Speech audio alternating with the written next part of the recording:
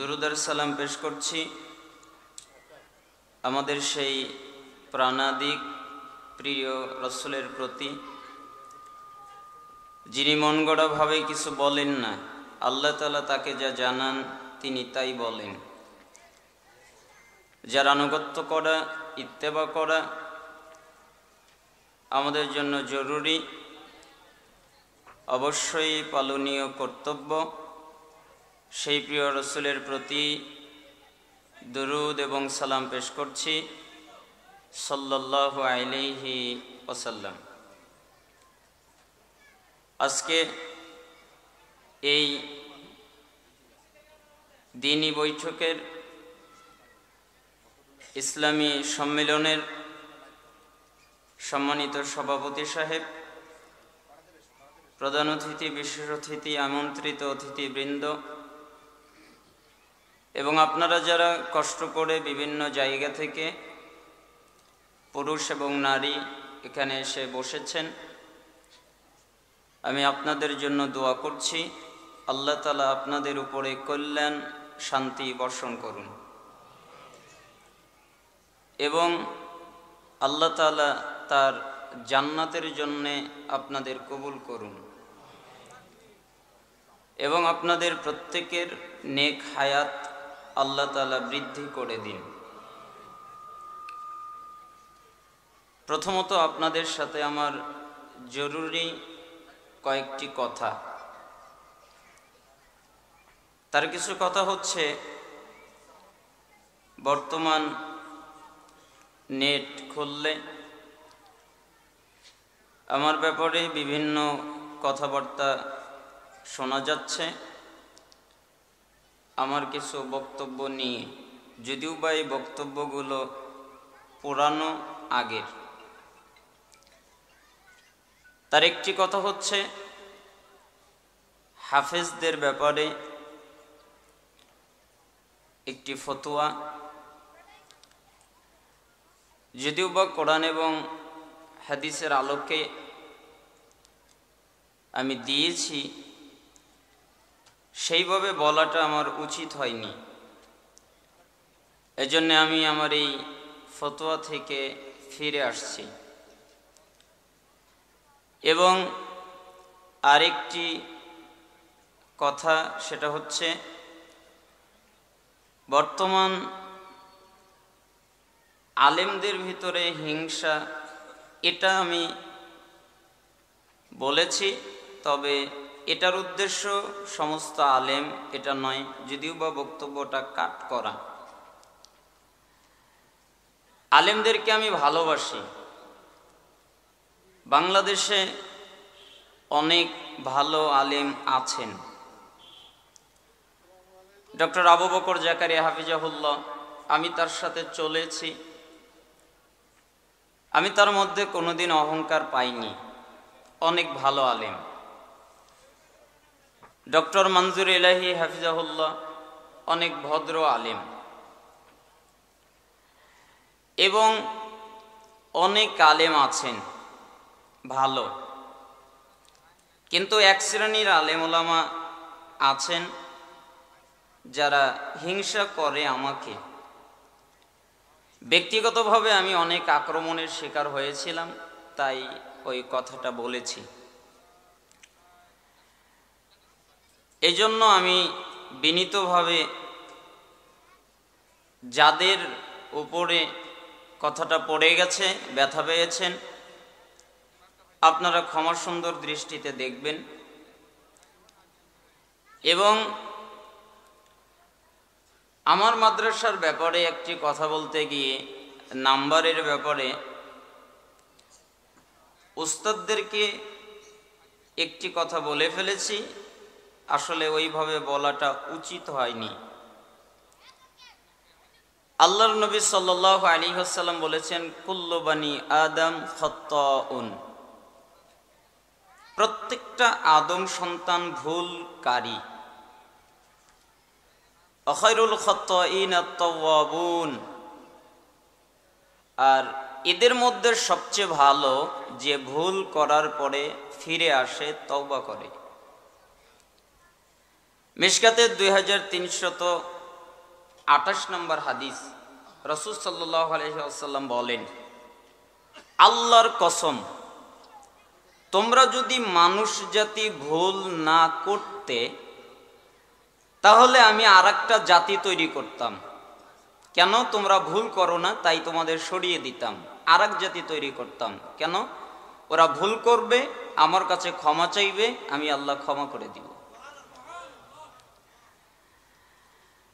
আপনি দেখেন তিরমিজির 1931 নম্বর হাদিস, রাসূল সাল্লাল্লাহু আলাইহি ওয়াসাল্লাম বলেন, কেউ যদি তার ভাইয়ের উপরে অপবাদ আসে, আঘাত আসে, আর যদি সেটাকে সে দাবিয়ে দেয়, গোপন রাখে, তাহলে আল্লাহ তাআলা এর মাধ্যমে কিয়ামতের দিন তার চেহারা থেকে জাহান্নামের আগুনকে সরিয়ে দিবেন। আমরা আহলুল হাদিস, আমরা সালাফি মানুষ। ব্যক্তিগতভাবে আমি হানাফি থেকে আহলে হাদিস হবা। আমি আহলুল হাদিস ঘরের সন্তান নয়। আমি যখন সহিহ আকীদায় এসেছি আমি দেখেছি আমার কোনো সাথী পাইনি যে আমাকে পরামর্শ দিবে, সহযোগিতা করবে। এখন অনেক আলেম ওলামা আমাকে পরামর্শ দিচ্ছেন, আলহামদুলিল্লাহ, আমি তাদের প্রশংসা করছি। আল্লাহ তাআলা তাদের কবুল করুন। তো আমি আহলুল হাদিসের বাহিরে এটা আমি দাবি করি না। আমি কেন আরেকজনের মতো হতে যাব যে মানহাজের উপরে থুতু দেয়? আমি তো তার মতো হতে চাচ্ছি না। না, আমি তো হানাফি থেকে আহলে হাদিস হয়েছি। আমি কেন আবার হানাফি হতে যাব? আমি যদি হানাফি হই তাহলে প্রকৃত হানাফি হব, জাল হানাফি হব কেন? আমি জানি কষ্ট কাকে বলে, আমি জানি নির্যাতন কাকে বলে, আমি জানি জুলুম কাকে বলে। এগুলো আমি হারে হারে টের পেয়েছি, অনেক মানুষ আমার সাথে করেছে, তাই আমি ওই বক্তব্যগুলো দিয়েছি। তো যদিও বা ওইভাবে বলা আমার উচিত হয়নি, এই জন্য আমি আমার বিগত দিনের, ভালো করে বুঝবেন, আমার বিগত দিনের আলোচনায় যত ভুল ভ্রান্তি হয়ে গেছে আলেমদের চোখে ধরা পড়েছে, যদিও বা আমার কাছে সঠিক মনে হলেও আমি সবগুলো থেকে ফিরে আসতেছি, তওবা করছি। আপনার কথা বুঝতে পারছেন? আমি কিন্তু আর আগের ফতোয়ায় নাই, অনর নাই, আমি ওগুলো থেকে ফিরে এসেছি। তো আপনারা মারামারি করবেন, আমাকে আহলে হাদিসের মানহাজ থেকে বের করে দিবেন, আমি এটা চাই না। আবার আপনি বলবেন যে ভয়ে কথা বলছেন। না, আমি আপনাকে ভয় করি না, আমি কোনো মানুষকে ভয় করি না, আমি আল্লাহকে ভয় করি। আমার হৃদয়ে হিংসা হয়ে যাবে, আমি হিংসা করব, আমি ঘৃণা করব, আমি বেয়াদবি করব, এটা আমি শিখিনি। আমি মানুষ, আমার ভাষাটা ওরকম, আমি কথাবার্তা একটু বলি, আমার কণ্ঠটা একটু রাগান্বিত থাকে, এই জন্য আপনারা কিছু কিছু কথায় কষ্ট পেয়ে থাকেন। তা আমি এগুলো থেকে ফিরে আসছি। আপনারা মনোযোগের সাথে আমার সামনের দিক লক্ষ্য রাখবেন। আমার যদি ভুল হয়, কোনো আলেম সরাসরি আমাকে কখনো সংশোধন করেনি, তবে কিছু দুই একজন আলেম ইদানিং এখন আমাকে, যেমন আবু বকর জাকারিয়া হাফিজাহুল্লাহ, আকরামুজ্জামান বিন আব্দুস সালাম হাফিজাহুল্লাহ, ডক্টর আহমদ সাকিব হাফিজাহুল্লাহ, ইনারা আমাকে বলেছেন। যারা বলেছেন তাদের নাম বললাম। আরো অনেকভাবে অনেকেই পরামর্শ দিয়েছেন, আরো দিনী ভাইরা পরামর্শ দিয়েছেন, আমি তাদের জন্য মোবারকবাদ জানাই। আল্লাহকে বলি, আল্লাহ, আমার জবান থেকে তুমি যদি কবুল করো কেউ ঠেকাতে পারবে না, আমি যেন ভুল ভ্রান্তি না করি। যদিও বা যারা আলেম তারা জানে মুখতাসার ইখতিলাফুল উলামা পড়েন, আল ফিকহ আলাল মাযাহিবিল আরবাআ পড়েন, তাহলে দেখবেন কত ইখতিলাফ, একজন আলেমের সাথে আরেকজনের ইখতিলাফ রয়ে গেছে। বিন বাজ রাহিমাহুল্লাহ বলছেন রুকুর পরে উঠে হাত বাঁধতে হবে, আবার এটা সুন্নাত।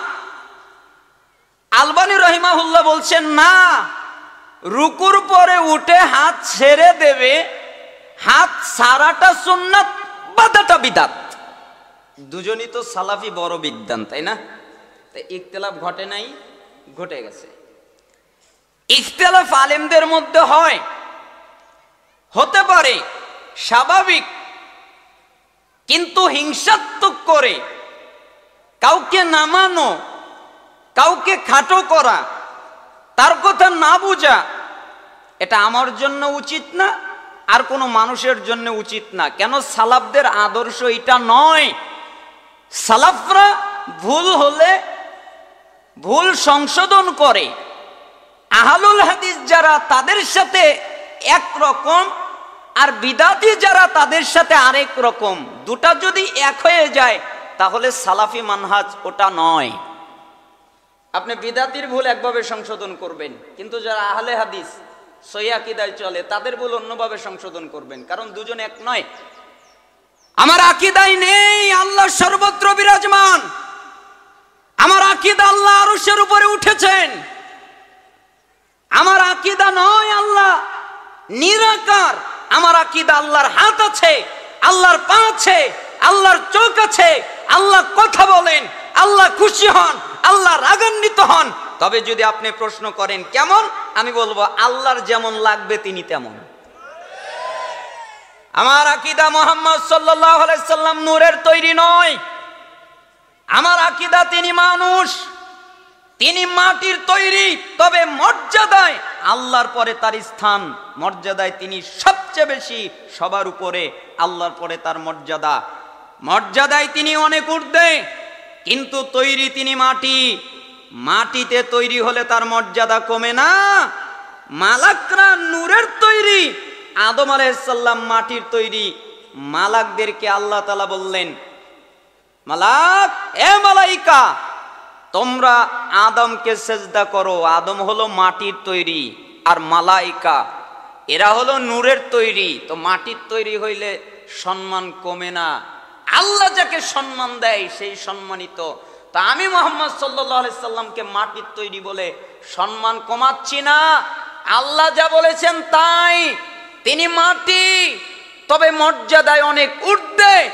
আমার আকীদা আহলুল হাদিসদের যে আকীদা, আমার মানহাজ আহলুল হাদিসদের যেই মানহাজ, ভুল ভ্রান্তি হয়ে যেতে পারে। কেন? আমি মানুষ, আমি মানুষ, আমার ভুল ভ্রান্তি হয়ে যেতে পারে, আমার কথাবার্তায়, চালচলনে, আচার আচরণে ভুল ভ্রান্তি হতে পারে। আমার বাবা আদম আলাইহিস সালাম তিনি ভুল করেছেন, আমরা যে ভুল করব না এমনটা নয়, প্রত্যেকেই ভুল করে। এজন্য আমি বলবো নিজেকে নিয়ে ব্যস্ত হন, আরেকজনের নিয়ে ব্যস্ত হয়েন না। কেন? আরেকজনের জিজ্ঞাসা আল্লাহ আপনাকে করবে না, আপনার জিজ্ঞাসাই আল্লাহ আপনাকে করবে। অতএব আমি আহলুল হাদিস আন্দোলনকে ভালোবাসি, জমিয়তে আহলে হাদিস তাদেরকেও ভালোবাসি। আমার দুইটা চোখ, একটা চোখ আমি মনে করি আহলে হাদিস আন্দোলন, আরেকটা চোখ মনে করি জমিয়তে আহলে হাদিস। আমি ফাটল পছন্দ করি না, আমি বিভক্তি পছন্দ করি না, আমি এক চোখকে নষ্ট করে আর এক চোখ দিয়ে দেখতে চাই না, আমি দুটাকেই আমার কলিজা দিয়ে ভালোবাসি। আল্লাহে, আল্লাহর কসম করে বলছি, আমার হৃদয়ে তাদের প্রতি কোনো বিদ্বেষ নেই, আমি তাদের প্রতি বিদ্বেষ করি না। আমি তাদের কিতাব পড়ি, আমি তাদের কাছ থেকে ইলম নেই, আমি তাদের বই পড়ি। আপনারা আমার বাড়িতে আসেন, দেখেন আমি তাদের কিতাবাদি পড়ি, তাদের কাছ থেকে ইলম নেই। আমি সালাফি বিদ্বানদের কাছ থেকে ইলম নেই, আলেমদের সাহায্যে থাকার চেষ্টা করি। যাই হোক, কথাবার্তা বলছিলাম, যদি এর মধ্যে আপনারা ব্যথা পেয়ে থাকেন তাহলে আমাকে ক্ষমা সুন্দর দৃষ্টিতে দেখবেন। আল্লাহ সুবহানাহু ওয়া তাআলা আপনাদেরকে কবুল করুন। এটা একটা মজলিস, আপনারা এখানে বসেছেন, আলোচনা শুনবেন, আপনাদের অনেক নেকি আছে, তাই না? রাসূল সাল্লাল্লাহু আলাইহি সাল্লাম বলেন, মান সালাকা তরিকান ইয়ালতামিসু ফীহি ইলমান সালাকাল্লাহু লাহু বিহি তরিকান মিন তুরুকিল জান্নাহ। মিশকাতে 212 নম্বর হাদিস। যেই ব্যক্তি জ্ঞান অর্জন করার জন্যে, ইলম অর্জন করার জন্যে, বিদ্যা অর্জন করার জন্যে কোন জায়গায় যায়, আল্লাহ তাআলা এর বিনিময়ে, এর মাধ্যমে তার জান্নাতের পথ সোজা করে দেয়। অর্থাৎ কেউ যদি চায় আমার জান্নাতের পথ সোজা হয়ে যাক, তাহলে সে যেন জ্ঞান অর্জন করতে যায়, ইলম অর্জন করতে যায়, বিদ্যা অর্জন করতে যায়, তাহলে আল্লাহ তার জান্নাতের পথ সহজ করে দিবেন। মিশকাতুল মাসাবিহের 220 নম্বর হাদিস। রাসূল সাল্লাল্লাহু আলাইহি ওয়াসাল্লাম বলেন, মান খারাজা ফি তালাবিল ইলম ফাহুয়া ফি সাবিলিল্লাহ হাত্তা ইয়ারজিউ। যে ব্যক্তি জ্ঞান অর্জন করার জন্যে, ইলম অর্জন করার জন্যে, বিদ্যা অর্জন করার জন্যে বাড়ি থেকে বের হয়, কেন? আমি জ্ঞান অর্জন করব, আমি ইলম অর্জন করব, আমি বিদ্যা অর্জন করব, তাহলে আল্লাহ তাআলা এর বিনিময়ে যতক্ষণ পর্যন্ত বাড়িতে না যায়, ততক্ষণ তার আমলনামায় জিহাদের নেকি হয়। আল্লাহর পথে থাকলে, আল্লাহর পথে যুদ্ধ করলে যেই নেকি হয়, আল্লাহ তাআলা ওই নেকি তাকে দান করেন। মুজামুল কাবির একটা নুসখায় 639 নম্বর হাদিস, আরেকটি নুসখায় 641 নম্বর হাদিস, সনদ সহিহ। রাসূল সাল্লাল্লাহু আলাইহি ওয়াসাল্লাম বলেন, কোন ব্যক্তি যদি কোনো জায়গায় যায় যেখানে কোরআন সুন্নাহর আলোচনা করা হয়, ইলমের মজলিসে বসে, এরপরে তারা 3টা কাজ করে। 1 বসে, 2 মনোযোগ দিয়ে আলোচনা শোনে, 3 শেষ পর্যন্ত থাকে। বসে, মনোযোগ দেয়, বাদাম খায় না, বুট খায় না, কালাই খায় না, মনোযোগ দিয়ে সে বসে, মনোযোগ দিয়ে আলোচনা শোনে এবং শেষ পর্যন্ত থাকে। আল্লাহ তাআলা বলেন, নবী জি আপনি বলেন, কি বলবো? কদ গফরাল্লাহু লাকুম যুনুবাকুম, আমি তাদের অতীত জীবনের যত পাপ আছে সবগুলো মাফ করে দিয়েছি। অতীত জীবনের কোনো পাপ নেই। আপনি আরো বলেন, কি বলবো? ওয়া বুদ্দিলাত সাইয়্যাতিকুম হাসানাত, আমি তাদের পাপকে, আমি তাদের গুনাহকে, আমি তাদের অপরাধকে নেকিতে পরিবর্তন করে দিয়েছি। পাপ নেকি, ও সারা জীবন যত পাপ করেছে, যত অন্যায় করেছে, এখন যদি কোনো দ্বীনি মজলিসে ইখলাসের সাথে, আন্তরিকতার সাথে ইলম অর্জন করার জন্য বসে, তাহলে পূর্বের যত গুনাহ আছে আমি আল্লাহ মাফ করে দিব এবং তাদের সমস্ত গুনাহকে আমি আল্লাহ নেকি বানিয়ে দিব। এটা আপনি বলেন। তো এই ফজিলত তো আমাদের দরকার, দরকার না? আল্লাহ সুবহানাহু ওয়া তাআলা আপনাদের নেওয়ার তৌফিক দান করুন। সম্মানিত মানুষ যারা আছেন তারা চেয়ারে বসে যাবেন। সবাই আপনারা সম্মানিত। বলছিলাম, আমি আমার খুতবায় একটি আয়াত পাঠ করেছি, যেখানে আল্লাহ তাআলা বলেন, ওয়ামা আতাকুমুর রাসূলু ফাখুযুহু, রাসূল তোমাদের যা দেয় তোমরা তা নেও। তার মানে রাসূল যা দেবেন তা নিবে। ওয়ামা নাহাকুম আনহু ফান্তাহু, রাসূল তোমাদেরকে যা থেকে নিষেধ করেন তা থেকে তোমরা বিরত হও। তার মানে আল্লাহ যা দেবেন তা, আল্লাহর নবী যা দেবেন তা নিবে, আল্লাহর নবী যা ত্যাগ করতে বলবেন তা ত্যাগ করবে। ওয়াত্তাকুল্লাহ, এ ব্যাপারে আল্লাহকে ভয় করো। ইন্নাল্লাহা শাদীদুল ইকাব, নিশ্চয়ই আল্লাহ শাস্তি দানে কঠিন, কঠোর। আল্লাহ শুধু দয়া করতে পারেন এমনটা নয়, আল্লাহ দয়া করতে পারেন, আল্লাহ মায়া করতে পারেন, আল্লাহ ক্ষমা করতে পারেন, আল্লাহ মাফ করে দিতে পারেন, তবে আল্লাহ শাস্তিও দিতে পারেন। আল্লাহর শাস্তি অনেক কঠিন, আল্লাহ কঠিন শাস্তিও দিতে পারেন। অতএব আল্লাহর শাস্তিকে ভয় করে আল্লাহর নবী যা বলে তা মানো, আল্লাহর নবী যা ত্যাগ করতে বলে তা ত্যাগ করো। তা আপনারা কি মানবেন? রাজি আছেন সবাই? আমি সহ আমিও মানবো, আপনারাও মানবেন।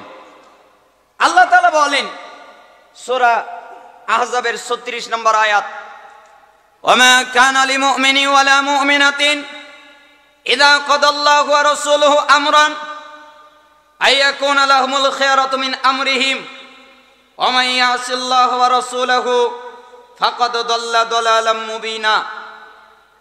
আল্লাহ তাআলা বলেন, ইমানদার পুরুষ, যেই পুরুষ দাবি করে আমি ইমানদার, ইমানদার নারী, যেই নারী দাবি করে আমি ইমানদার, যেই পুরুষ দাবি করে আমি ইমানদার, যেই নারী দাবি করে আমি ইমানদার, এদেরকে যখন আল্লাহ কোনো কাজের আদেশ করেন, আল্লাহ কোনো কাজের নিষেধ করেন, এদেরকে যখন আল্লাহ রসুল কোনো কাজের আদেশ করেন, আল্লাহ রসুল কোনো কাজের নিষেধ করেন, তাহলে ওই ক্ষেত্রে এই ইমানদার পুরুষ ইমানদার নারী ভিন্নতা করবে, এই অনুমতি এই অধিকার এদের নাই।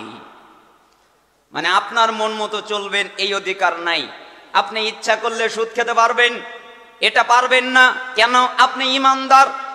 আপনি ইচ্ছা করলে ঘুষ খাবেন, পারবেন না। কেন? আপনি ইমানদার। আপনি ইচ্ছা করলে জিনা করবেন, আপনি পারবেন না। কেন? আপনি ইমানদার। ইমানদার পুরুষ ইমানদার নারী আল্লাহ এবং রসুল যা বলেন তাই পালন করে, অন্যতা করতে পারে না। অন্যতা করার অনুমতি তাদের নাই। ইমানদার দেখবেন, আপনারা তো ইমানদার, তাই না? সন্দেহ আছে? ইমানদার না হলে কি মাহফিলে আসতেন? কথা বলছেন না। আপনারা ইমানদার না? ইমানদার। ইমানদার দেখেই তো কোরআন সুন্নাহর আলোচনা শুনতে এসেছেন। সাহাবীরাও ইমানদার, তাই না? কোনো সন্দেহ নাই। সাহাবীরা কেমন ইমানদার আর কেমন আনুগত্যশীল ছিলেন আপনাকে একটু বোঝাই। সাহাবীরা মদ পান করতেন, কিছু সাহাবী। কেন? মদের আয়াত, মদ হারাম এই মর্মে যতক্ষণ পর্যন্ত আয়াত নাজিল হয় নাই ততক্ষণ কিছু সাহাবী মদ পান করতেন। এই ইতিহাস তো আপনারা জানেন, তাই না? তো মদ পান করতেন। তো একদিন মদিনার অলিগলিতে মদের মশক ভরে গেছে। কেন? আজকে সাহাবীরা মদ পান করবে। আল্লাহ নবী সাল্লাল্লাহু আলাইহি সাল্লামের উপরে আয়াত নাজিল হলো।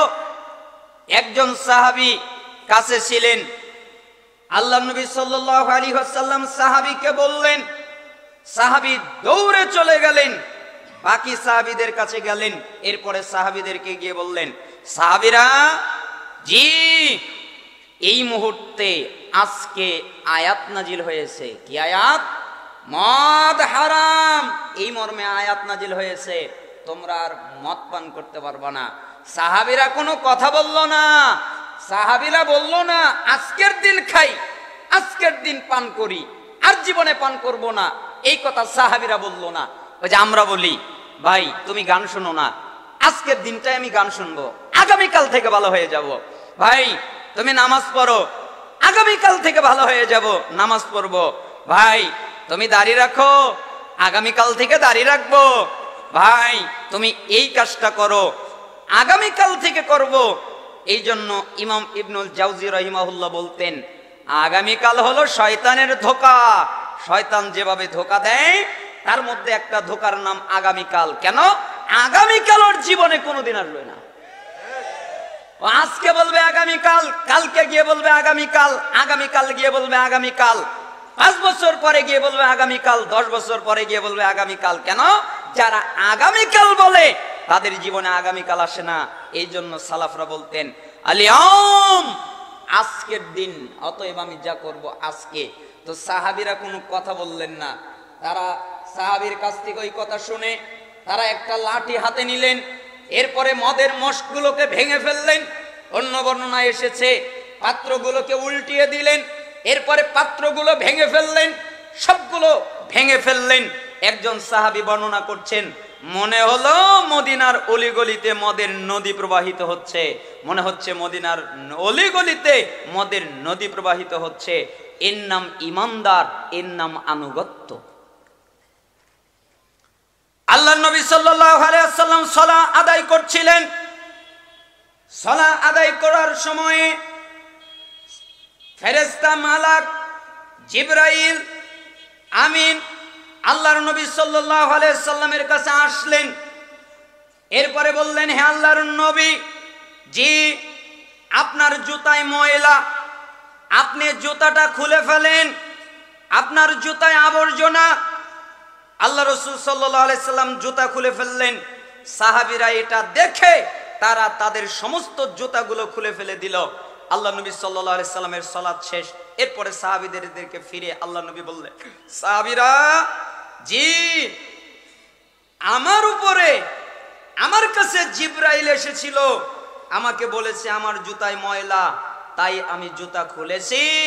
তোমাদের জুতায় তো ময়লা না, তাহলে তোমরা জুতাটা খুললে কেন?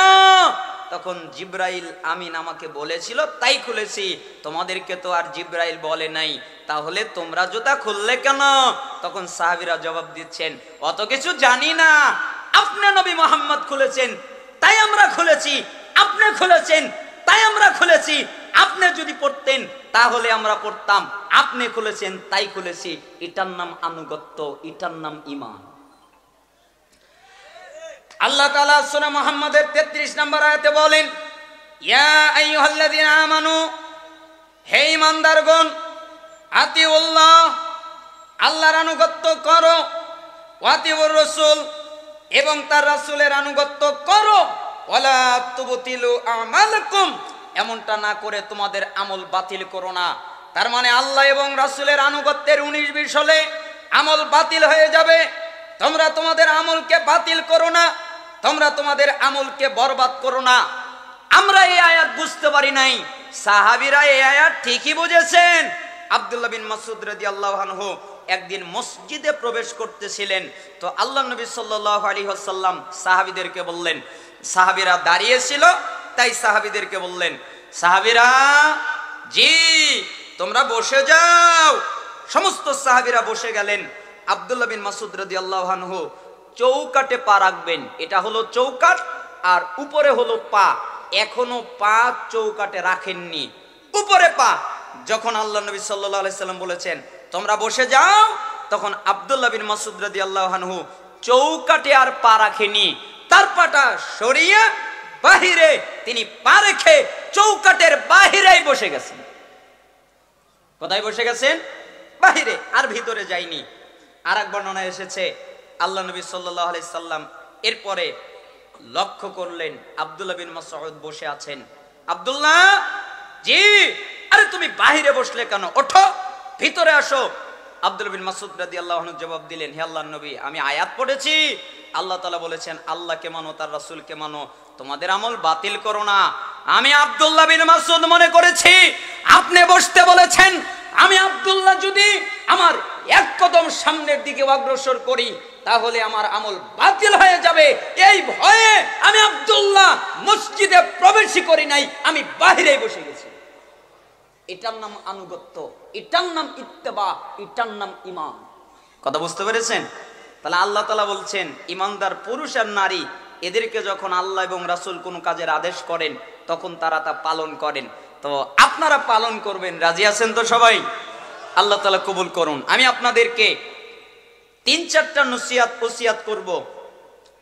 তার একটা নসিহত আপনাদের কাছে, আমার প্রথম নসিহত আপনাদের কাছে আমি করছি, সেটা হলো শিক্ষক আর একটা ছাত্রের একটা কাহিনী দিয়ে আমি এই ঘটনাটা তারিখে দিমাশকে পড়েছি, যেই কিতাবের খণ্ড 80 খণ্ড পর্যন্ত বৈরুতের ছাপা, যেটা ওই কিতাবের মধ্যে এই বর্ণনাটা আছে। একটা শিক্ষক আর একটা ছাত্র, এই দুজনের মধ্যে কথোপকথন হচ্ছে। কি কথোপকথন? শিক্ষক ছাত্রকে বলছে, আচ্ছা তুমি কি বলতে পারো? কি বলবো? কতদিন যাবত আমার সাথে লেগে আছো, আমার সান্নিধ্যে আছো, আমার কাছ থেকে ইলম অর্জন করছো, আমার কাছ থেকে জ্ঞান অর্জন করছো, এটা কি তুমি বলতে পারো? জি আমি বলতে পারি। তাহলে বলো তো 33 বছর। কয় বছর? 33 বছর। 33 বছর ধরে আমি আপনার সাহচর্যে আছি, আপনার কাছে আছি, আপনার কাছে ইলম অর্জন করতেছি, এখনো যাইনি, 33 বছর হয়ে গেল। তো শিক্ষক ছাত্রকে বলছে, আচ্ছা তুমি কি বলতে পারো? কি বলবো? এই 33 বছরে তুমি আমার কাছ থেকে কি কি শিখলে, এটা কি তুমি বলতে পারো? 33 বছর যে আমি তোমাকে ইলম শিখালাম, জ্ঞান শিখালাম, তো অনেক কিছুই তো শিখালাম, তো তুমি কি শিখলে, এটা কি তুমি বলতে পারো? হে আমার সম্মানিত শিক্ষক, আমি তা বলতে পারি। তাহলে বলো তো। হে আমার সম্মানিত শিক্ষক, আমি আপনার কাছ থেকে মাত্র 8টা জিনিস শিখেছি। কয়টা জিনিস? 8টা। আচ্ছা 8টা যদি ছাত্র বলে, শিক্ষকের মাথা ঠিক থাকবে? রেগে গেছেন আর বলছেন, বলো কি তুমি? তোমাকে আমি পড়াচ্ছি 33 বছর ধরে, 33 বছরে মাত্র 8টা শিখেছো, আর কিছু শেখনি? হে আমার সম্মানিত শিক্ষক, আপনি আমাকে মিথ্যা কথা বলা শেখাননি, আপনি আমাকে মিথ্যা বলতে শিখাননি, আপনি আমাকে সত্য বলা শিখিয়েছেন। অতএব আমি মিথ্যা বলতে পারবো না, আমি সত্য কথা বলবো। আমি আপনার কাছ থেকে মাত্র 8টা জিনিসই শিখেছি। কয়টা জিনিস? 8টা। জীবন পরিবর্তন করা কথা, 8টা কথা জীবন পরিবর্তন করা কথা। তখন শিক্ষক এক পর্যায়ে গিয়ে ছাত্রকে বললেন, আচ্ছা ঠিক আছে, তাহলে তুমি যে 8টা জিনিস শিখলে, কি কি শিখলে বলো তো। হে আমার সম্মানিত শিক্ষক, এক, আমি সৃষ্টিজীবীর প্রতি লক্ষ্য করে দেখলাম প্রত্যেকটা মানুষের এক একটা করে আপনজন আছে, নাই? কারো আপনজন কারো মা, কারো আপনজন কারো বাবা, কারো আপনজন তার ভাই, কারো আপনজন তার বন্ধু, কারো আপনজন তার স্ত্রী, কারো আপনজন তার সন্তান, যার কাছে যে আপন। এক কথায় প্রত্যেকটা মানুষেরই একটা করে আপনজন আছে, তাই না? আপনজন আছে, কেউ আপনজন ছাড়া নয়, কেউ কাউকে আপনজন বানায়। ওস্তাদ, শিক্ষক, সম্মানিত শিক্ষক, আমি সৃষ্টিজীবীর প্রতি লক্ষ্য করে দেখলাম, এরা যখন মারা যায়, এরা যখন মরে যায়, তখন এদের কবরে এদের সাথে কেউ যায় না, ওই আপনজন এদের সাথে কবরে যায় না, একাকী কবরে যায়, একাই তাকে দাফন করা হয়, একাই মৃত্যুবরণ করে, একাই তাকে মাটিতে রাখা হয়, কেউ তার সাথে যায় না, তার কোনো আপনজন তার সাথে যায় না। ওস্তাদ, আমি লক্ষ্য করে দেখলাম প্রত্যেকের আপনজন আছে, আপনজন তার সাথে যায় না। তাই আমি পৃথিবীর কোনো মানুষকে আপনজন বানাইনি, আমি আপনজন বানিয়েছি নেক আমলকে। কেন? আমি জানি কেউ যদি আমার সাথে না যায়, নেক আমল আমার সাথে আমার কবরে যাবে। তাই আমি নেক আমলকে বন্ধু বানিয়েছি, নেক আমলকে আপনজন বানিয়েছি। কথাটা কি, তাই না? শিক্ষক এই এক কথাই কেঁদে দিয়েছে, মানে আর দ্বিতীয় কথা বলতে হয়নি। তার 2 চোখ দিয়ে টস টস করে পানি পড়তেছে। তুমি আমাকে কি বললে? তুমি যে প্রথম কথাটা বললে, এটাই তো আমি আটকে গেছি। তুমি আমাকে কি বললে? আসলে তো আপনজন তার সাথে কবরে যায় না। মানুষের আপনজনের জন্য কত কিছু করে, কত কাজ করে, কত দুর্নীতি করে, কত অন্যায় করে, কত অশ্লীলতা করে, কত অপরাধ করে, কিন্তু এই আপনজন তার সাথে কবরে যায় না। আর নেক আমল তার সাথে কবরে যায়, কিন্তু নেক আমল সে অর্জন করে না। 2, আমি সৃষ্টিজীবীর প্রতি লক্ষ্য করে দেখলাম আপনি আমাকে শিখিয়েছেন, আপনি আমাকে শিখিয়েছেন মানে সূরা নাজিয়াত 40-41 নম্বর আয়াত আপনি আমাকে শিখিয়েছেন, আপনার কাছ থেকে শিখেছি।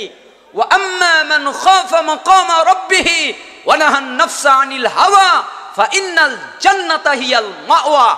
যেই ব্যক্তি আল্লাহর সামনে দাঁড়াতে ভয় করে যে আমাকে আমার রবের সামনে দাঁড়াতে হবে, আমার রবের সামনে আমাকে দাঁড়াতে হবে, এই ভয় যে করে, ভয় মানে আমাদের তো ভিতরে ভয়ই নাই, তাই না?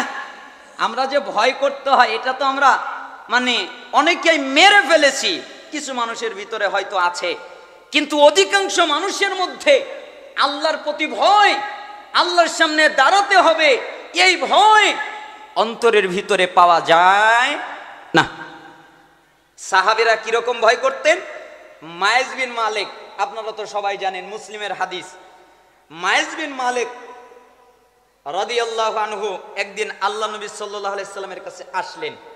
আসার পরে বললেন, হে আল্লাহর নবী, জি আপনি আমাকে পবিত্র করেন। পবিত্র করা মানে আপনি আমাকে হত্যা করেন, মৃত্যুদণ্ড দেন, আমার বিচার করেন, আমাকে পবিত্র করেন। যাও আল্লাহর কাছে মাপ চাও, আল্লাহ মাফ করে দিবে। মায়েজ বিন মালিক চলে যাচ্ছে, আবার ফিরে আসছে, আল্লাহর নবী জি আপনি আমাকে পবিত্র করেন। আরে যাও আল্লাহর কাছে মাপ চাও, আল্লাহ মাফ করে দিবে। চলে গেল। কিছুক্ষণ পরে আবার চলে আসলেন, আল্লাহর নবী আপনি আমাকে পবিত্র করেন। আরে যাও আল্লাহর কাছে মাপ চাও, আল্লাহ তোমাকে মাফ করে দিবেন। চলে গেলেন। চতুর্থবার আবার আসলেন, আল্লাহর নবী আপনি আমাকে পবিত্র করেন না, আপনি আমাকে পবিত্র করেন। এরপর আল্লাহ নবী সাল্লাল্লাহু আলাইহি সাল্লাম বললেন, এই ও কি পাগল? ও কি পাগল? আমার কথা বোঝে না? আর কি বিবেক হারিয়ে গেছে যে আমার কথা বুঝতে পারে না? ওর কি জ্ঞান নাই, বিবেক নাই যে আমার কথা বুঝতে পারে না? ও কি পাগল? সাহাবীরা বললেন, হে আল্লাহর নবী ও পাগল নয়। আচ্ছা তাহলে কি ও মদ পান করেছে? আমার কথা বুঝতে পারে না? আমি বলতেছি যাও যত পাপ করেছো আল্লাহর কাছে মাপ চাও, আল্লাহ তোমাকে মাফ করে দিবে। আর বারবার খালি আমাকে বলছে পবিত্র করো পবিত্র করো। তো ওর কি মদ পান করেছে? একজন সাহাবী গিয়ে মুখের সামনে নাক ধরলেন, এরপরে বললেন, জি না, মদ পান করেনি। আচ্ছা তাহলে বলো কি হয়েছে? আল্লাহর নবী, মানুষ যেটা বৈধভাবে করে আমি এটা অবৈধভাবে করেছি, তার মানে জিনা করেছি। তুমি যদি আমাকে না বলতে তাহলে কতই না ভালো হতো। এটা আবার আরেক বর্ণনায় আছে। আল্লাহ নবী সাল্লাল্লাহু আলাইহি সাল্লাম সাহাবীদেরকে বললেন, তাকে মাটিতে খোঁড়ো, মাটির ভিতরে দাফন করো, তার কল্লাটা বের করে রাখো, এরপরে তোমরা পাথর মেরে তাকে হত্যা করো। তো সাহাবীরা তাই করলেন, পাথর মেরে তাকে হত্যা করা হলো। এক পর্যায়ে কিছু রক্ত কিছু সাহাবীর গায়ে এসে লেগে গেল মুখে। তো একজন সাহাবী অভিশাপ করে ফেললেন। সঙ্গে সঙ্গে আল্লাহ নবী সাল্লাল্লাহু আলাইহি সাল্লাম বললেন, এই সাহাবী তুমি জানো মায়েজ বিন মালিক যেই তওবা করেছে, এই তওবা যদি আমার সমস্ত উম্মতের মধ্যে বিলিয়ে দেওয়া হয় তাহলে সমস্ত উম্মতের জন্য এই এক তওবাই যথেষ্ট। এটা হলো আল্লাহর ভয়, আল্লাহকে ভয় করে। আর আমাদের দেশের এক শ্রেণীর লোক বলে কি জানেন, যে মুহাম্মদ সাল্লাল্লাহু আলাইহি সাল্লাম এ হলো রক্ত পিপাসু, এ জিহাদ করে, এ জিহাদ করে, এ রক্ত পিপাসু। আরে মুহাম্মদ সাল্লাল্লাহু আলাইহি সাল্লাম যদি রক্ত পিপাসু হতেন তাহলে 4 বার তাকে ফিরিয়ে দিতেন না। আপনি গামেদি মহিলার ব্যাপারে কি করবেন? গামেদি মহিলা মানে আল্লাহ নবী সাল্লাল্লাহু আলাইহি সাল্লামের কাছে আসলেন, আসার পরে বললেন, হে আল্লাহর নবী বলো আমি জিনা করেছি, আপনি আমাকে পবিত্র করেন। যাও না, আপনি আমাকে পবিত্র করেন, যাও আল্লাহর কাছে মাফ চাও, আল্লাহ তোমাকে মাফ করে দিবেন। তখন ওই গামেদি মহিলা বলছেন, ও মায়েজ বিন মালিককে যেভাবে ফিরিয়ে দিয়েছেন আমাকে ওইভাবে ফিরিয়ে দেবেন না? মায়েজ বিন মালিককে যেভাবে ফিরিয়ে দিয়েছেন আমাকে ওইভাবে ফিরিয়ে দিবেন না? আচ্ছা বলো তুমি কি হয়েছে? আমি জিনা করে ফেলেছি, আমি এখন গর্ভবতী। আচ্ছা ঠিক আছে, যাও চলে যাও, তোমার যেদিন সন্তান ভূমিষ্ঠ হবে ওই দিন তুমি আমার কাছে আসিও। তখন ওই মহিলাটা চলে গেল, সন্তান প্রসব হয়ে গেল। এরপরে সন্তানকে কোলে করে মুহাম্মদ সাল্লাল্লাহু আলাইহি সাল্লামের কাছে আসলেন, আল্লাহর নবী জি এই যে দেখেন আমার সন্তান, এই যে দেখেন আপনার আমার সন্তান, আপনি আমাকে পবিত্র করেন। তোমার সন্তান তো দুধ খায় তাই না? জি। আচ্ছা যাও 2 বছর তুমি তোমার সন্তানকে দুধ পান করাও, তারপরে তুমি আমার কাছে আসিও। চলে গেল। 2 বছর দুধ পান করানোর পরে মুহাম্মদ সাল্লাল্লাহু আলাইহি সাল্লাম যেন বিশ্বাস করেন এই জন্য ওই বাচ্চার হাতে একটা রুটি দিয়েছেন। রুটি দিয়ে মুহাম্মদ সাল্লাল্লাহু আলাইহি সাল্লামের কাছে এসে বলতেছেন, এই দেখেন আমার বাচ্চা দুধ খায় না, এখন শক্ত খাবার খেতে পারে, আপনি আমাকে এখন পবিত্র করেন। এরপরে আল্লাহ নবী সাল্লাল্লাহু আলাইহি সাল্লাম সাহাবীদেরকে বললেন, তাকে গাড়ো, এরপরে তাকে পাথর মেরে হত্যা করো। তো একটু রক্ত এসে খালিদ বিন ওয়ালিদ তার মুখে লেগে গেল, এই জন্য তিনি অভিশাপ করলেন। রাসূল সাল্লাল্লাহু আলাইহি সাল্লাম বললেন, শোনো এই মহিলা যে তওবা করেছে, একটা খিয়ানতকারী যদি এই তওবা করে তাহলে তাকেও মাফ করে দেওয়া হবে। তুমি কি মনে করছো? আরে মুহাম্মদ সাল্লাল্লাহু আলাইহি সাল্লাম যদি রক্ত পিপাসু হতেন তাহলে ওই মহিলাকে ফিরিয়ে দিতেন না, ওই মহিলাকে বারবার ফিরিয়ে দিতেন না। আর মহিলাও আল্লাহকে ভয় করে ইচ্ছা করলে পালিয়ে যেতে পারতো, ইচ্ছা করলে কোনো জায়গায় চলে যেতে পারতো। একজন মুহাদ্দিস টিকা লিখতে গিয়ে বলতেছেন যে আল্লাহর নবী তাকে বারবার পাঠিয়ে দিলেন, তার মানে সে যেন দূরে কোথাও চলে যায়। কিন্তু মহিলা তো আল্লাহকে ভয় করে, তার হৃদয়ের ভিতরে আল্লাহর ভয়, তাই তিনি নিজে মৃত্যুবরণ করতে চাচ্ছে, নিজে মরতে চাচ্ছে, কিন্তু তাও তিনি পবিত্র হতে চাচ্ছে। এটার নাম আল্লাহর ভয়। আপনি কি বুঝবেন আল্লাহর ভয় কাকে বলে? সাহাবীদের কাছ থেকে শিখতে হয়। এটা হলো আল্লাহর ভয়। তারা মৃত্যুকে পরোয়া করেনি, কিন্তু তারা পবিত্র হতে চেয়েছেন। এরা হলো সাহাবায়ে কেরাম। অতএব আমি আপনাকে বলতেছিলাম কোরআনের আয়াত, ওই ছাত্র বলতেছিলেন আপনি আমাকে শিখিয়েছেন আল্লাহর সামনে দাঁড়াতে ভয় করো, আমাকে আমার রবের সামনে একদিন দাঁড়াতে হবে। আর নিজের প্রবৃত্তি যা বলে, নিজের মন যা বলে, এটা থেকে বেঁচে থাকো। মন মতো চলো না, প্রবৃত্তির মতো চলো না। এইগুলো থেকে যদি বেঁচে থাকো, ফাইনাল জান্নাতা হিয়াল মাওয়া, তোমার একমাত্র ঠিকানা জান্নাত। জান্নাত ছাড়া কিচ্ছু না। ঠিকানাটার নাম কি? জান্নাত। কয়টা কাজ করলে? দুইটা কাজ। এক, আল্লাহর সামনে দাঁড়াতে হবে, এই ভয়। দুই, আমার মন যা বলে তা না করা। মন বলে জিনাকর করব না, মন বলে সুদকা খাবো না, মন বলে ঘুষকা খাবো না, মন বলে দুর্নীতিকর করব না, মন বলে অপরাধকর করব না। মন যা বলে তার উল্টাটা করব। কেন? মন মতো চলে যে বিপদে পড়ে সে, মন মতো চলে না যে বিপদে পড়ে না সে। অতএব আপনি আপনার মন মতো চলবেন না, মনের উল্টাটা করবেন, নফসের উল্টাটা করবেন, তাহলে জান্নাত আপনার ঠিকানা। সূরা নাজিয়াত 40-41 নম্বর আয়াত। এইটা আমি আপনার কাছ থেকে শিখেছি। তাই আমি আল্লাহর সামনে দাঁড়াতে ভয় পাই, যে আমাকে আমার রবের সামনে দাঁড়াতে হবে। তাই আমার মন যা বলে আমি তার উল্টা করি। এটা হলো 2 নাম্বার আমি আপনার কাছ থেকে শিখেছি। সম্মানিত শিক্ষক 3, আমি আপনার কাছ থেকে শিখেছি প্রত্যেকটা মানুষের দামি বস্তু আছে, যেগুলো দামি জায়গায় রাখে। নাই? আপনাদের দামি দামি বস্তু নাই? দামি বস্তু কি? টাকা। দামি বস্তু কি? স্বর্ণ। দামি বস্তু কি? দলিল। আরো কত কিছু দামি বস্তু আছে, প্রত্যেকেরই আছে। আর দামি বস্তু দামি জায়গায় রাখে, তাই না? ব্যাংকে রাখে, আলমারিতে রাখে, বাক্সতে রাখে, তালা মেরে রাখে, দামি জায়গায় যাতে হারিয়ে না যায়। অতএব আপনি আমাকে শিখিয়েছেন, আল্লাহ তাআলা বলেছেন মা ইনদাকুম ইয়ানফাদু ওয়া মা ইনদাল্লাহি বাকিন, তোমাদের কাছে যা আছে তা শেষ হয়ে যাবে, তা নিঃশেষ হয়ে যাবে। আল্লাহর কাছে যা আছে তা ফুরাবে না। আমার কাছে যখন দামি জিনিস আসে তখন আমি আল্লাহর কাছে পাঠিয়ে দেই। কেন? আমি জানি সবচেয়ে দামি জায়গা আল্লাহর কাছে। অতএব আমার মালিকানায় যা আছে আমি ওটা আল্লাহর কাছে দিয়ে দেই। আমার মালিকানায় আসলে আমি ওটা কাকে দিয়ে দেই? আল্লাহকে দিয়ে দেই, আল্লাহর কাছে পাঠিয়ে দেই। তার মানে আমি তা দান করে দেই, আমি তা ব্যয় করে দিই। 4, আপনি আমাকে শিখিয়েছেন, হে সম্মানিত শিক্ষক, আমি সৃষ্টিজীবের প্রতি লক্ষ্য করে দেখলাম এরা নিজেকে আভিজাত্য মনে করে, এরা নিজেকে সম্মানিত মনে করে, এরা নিজেকে প্রশংসনীয় মনে করে, এরা মনে করে আমি নিজেই সম্মানিত, এরা মনে করে আমি নিজেই প্রশংসিত, এরা মনে করে আমি নিজেই আভিজাত্য, এটা তারা মনে করে। আপনি আমাকে শিখিয়েছেন, আল্লাহ তাআলা হুজুরাতে বলেছেন ইন্না আকরামাকুম ইনদাল্লাহি আতকাকুম, নিশ্চয়ই তোমাদের মধ্যে সবচেয়ে বেশি সম্মানিত, সবচেয়ে বেশি আভিজাত্য, সবচেয়ে বেশি মর্যাদাবান ওই ব্যক্তি যেই ব্যক্তি তাকওয়াবান। সবচেয়ে বেশি মর্যাদাবান কে? আমার কথা কি বুঝতে পারতেছেন? আজকে গরম আলোচনা নাই, বুঝবেন। সবচেয়ে বেশি মর্যাদাবান তাকওয়াবান। অতএব আমি তাকওয়া করি, আল্লাহকে ভয় করি। আপনি আমাকে শিখিয়েছেন, এটা আমি আপনার কাছ থেকে শিখেছি। 5, আমি সৃষ্টিজীবীর প্রতি লক্ষ্য করে দেখলাম এরা একজন আরেকজনকে অভিশাপ দেয়, এরা একজন আরেকজনের উপরে দোষারোপ করে, এরা একজন আরেকজনকে নিয়ে হিংসা করে। আপনি বলেছেন, আল্লাহ তাআলা বলেছেন যার যার রিজিক তাকে বন্টন করে দেওয়া হয়েছে।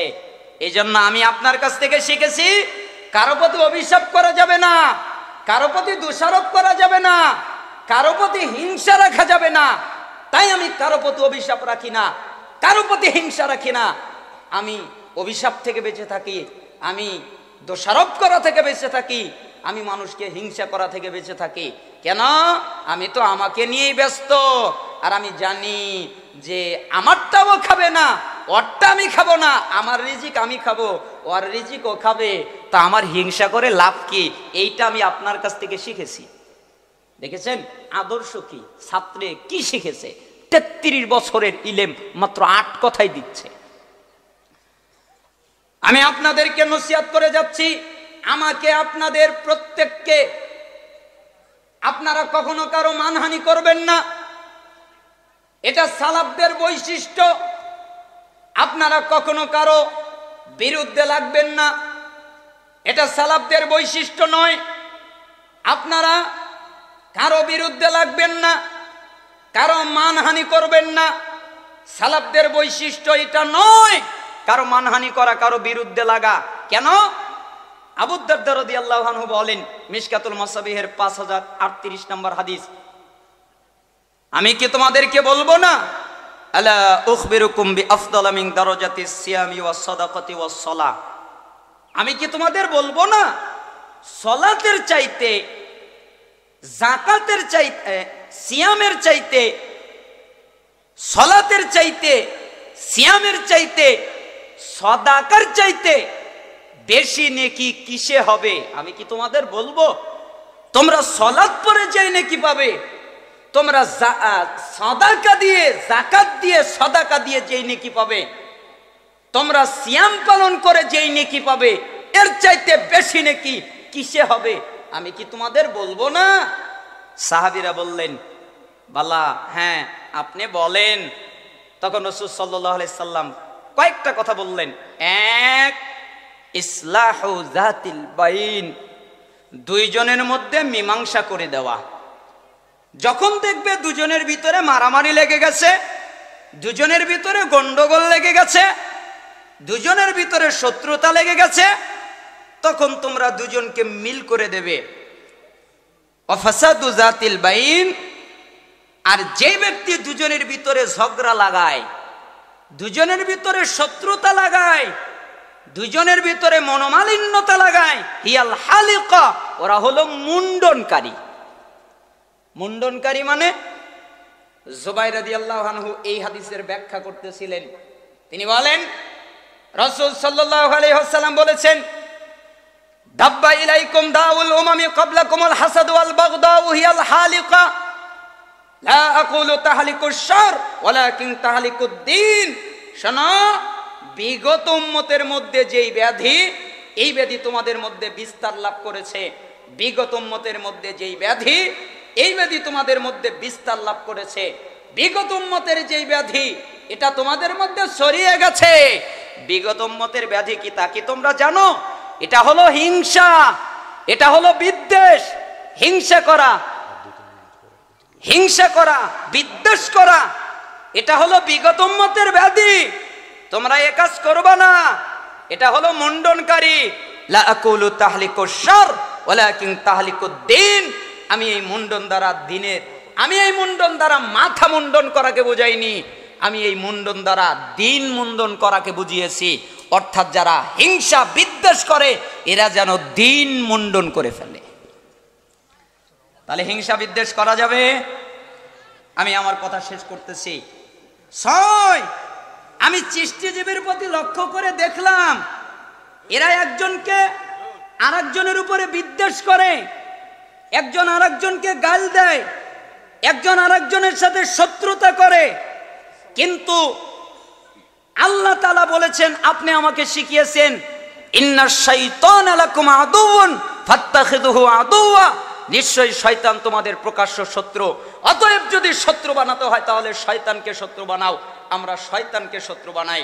7, আমি চিষ্টিজীবীর প্রতি লক্ষ্য করে দেখলাম, এরা কামাই করে, হালালের তোয়াক্কা করে না, হারামের তোয়াক্কা করে না।